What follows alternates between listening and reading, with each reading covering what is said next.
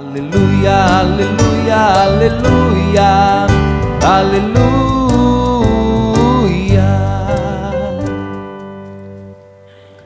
O Senhor esteja convosco. Ele está no meio de nós. Proclamação do Evangelho de Jesus Cristo segundo Mateus. Glória a vós, Senhor.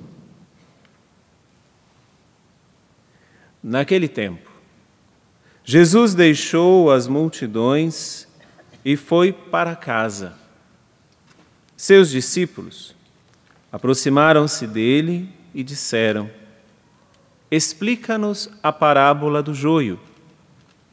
Jesus respondeu: Aquele que semeia a boa semente é o Filho do Homem. O campo é o mundo.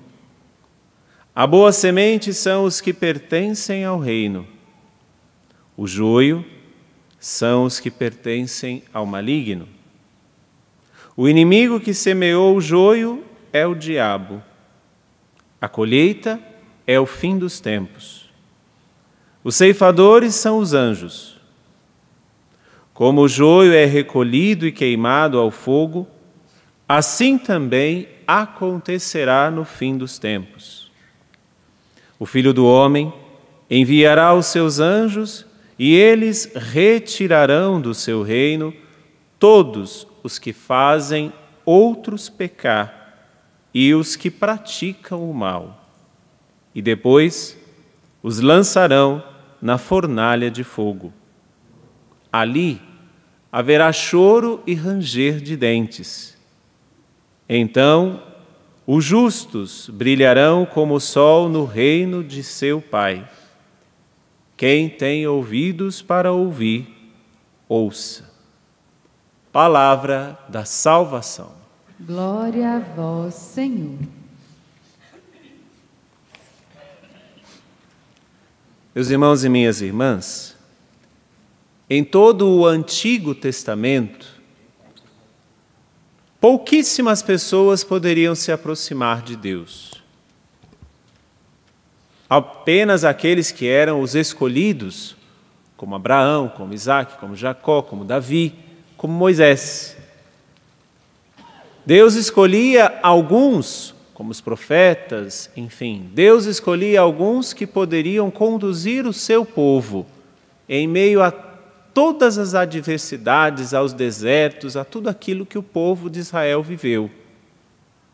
Só que, dentre esses poucos no Antigo Testamento, somente a um Deus chama de amigo: a Moisés. O Senhor falava com Moisés como um homem fala com seu amigo, diz a palavra que nós ouvimos no dia de hoje. Porém, as coisas mudaram depois de Jesus. Isso no Antigo Testamento, somente alguns eram reconhecidos como amigos de Deus. Mas depois de Jesus, todos nós aqui podemos ser amigos de Deus. Quem é o amigo de Deus? Tanto a primeira leitura quanto o evangelho que nós ouvimos nos diz, nos ensina o caminho para trilharmos esta amizade com Deus.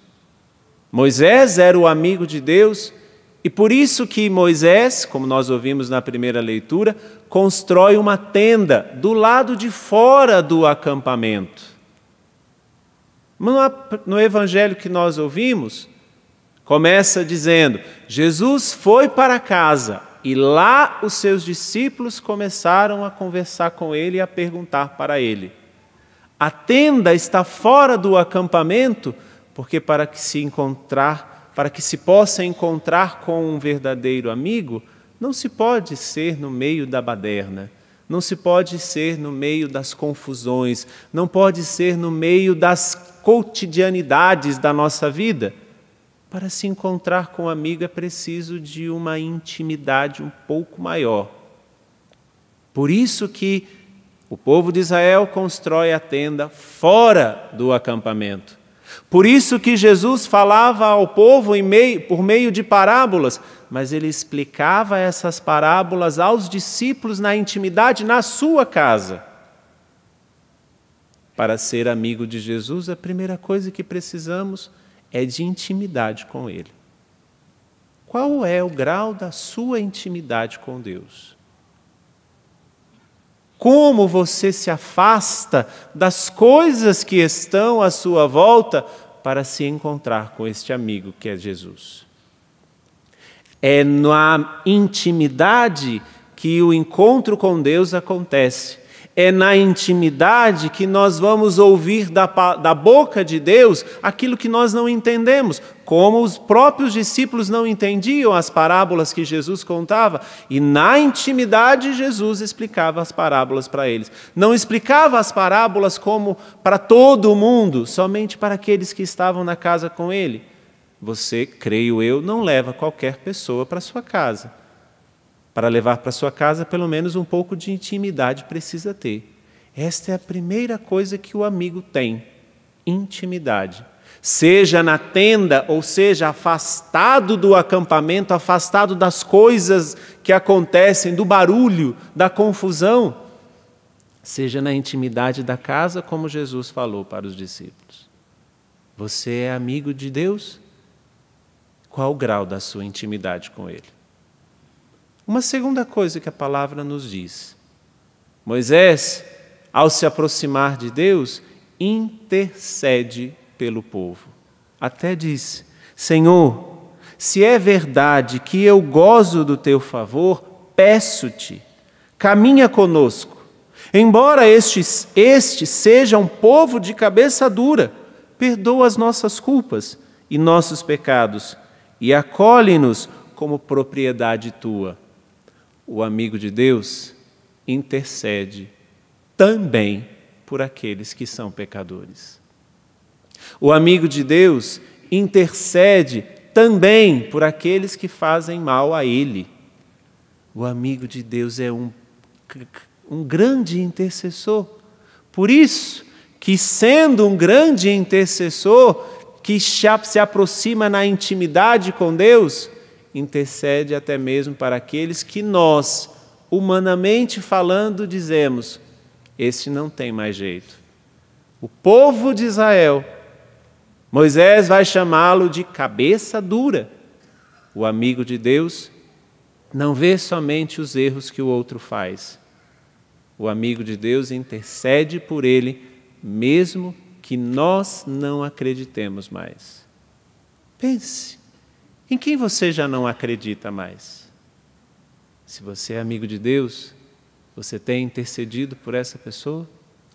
Ou será que essa pessoa já nem participa da sua oração, da sua intercessão? Se queremos ser amigos de Deus, o amigo de Deus intercede, inclusive por aqueles que não se acredita mais que pode acontecer uma mudança. Moisés é prova disso. Esse povo, Senhor, tem cabeça dura, mas perdoa-os. E uma última característica do amigo de Deus. Nós ouvimos no Evangelho que eu não ousaria explicar o Evangelho porque o Evangelho já está explicado. Jesus já explica o que é a parábola do joio. Mas só para nós entendermos o que faz o joio. O Filho do Homem enviará os seus anjos, e eles retirarão do seu reino todos os que fazem outros pecar e os que praticam o mal. O amigo de Deus nunca faz mal e nunca faz o outro pecar.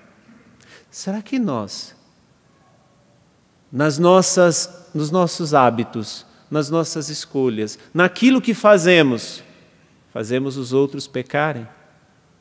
Levamos os outros a pecar com os nossos comentários, com a nossa fala, com a nossa língua, com o nosso jeito de ser? O amigo de Deus nunca leva o outro a pecar, porque o amigo de Deus não é joio, o amigo de Deus é trigo. Que hoje peçamos essa graça de sermos amigos de Deus, amigos que falam na intimidade com Ele, amigos que intercedem, inclusive pelos que são cabeça dura, amigos que jamais levem os outros ao pecado. Que Deus nos ajude e a Eucaristia de hoje nos faça amigos de Deus. Louvado seja nosso Senhor Jesus Cristo.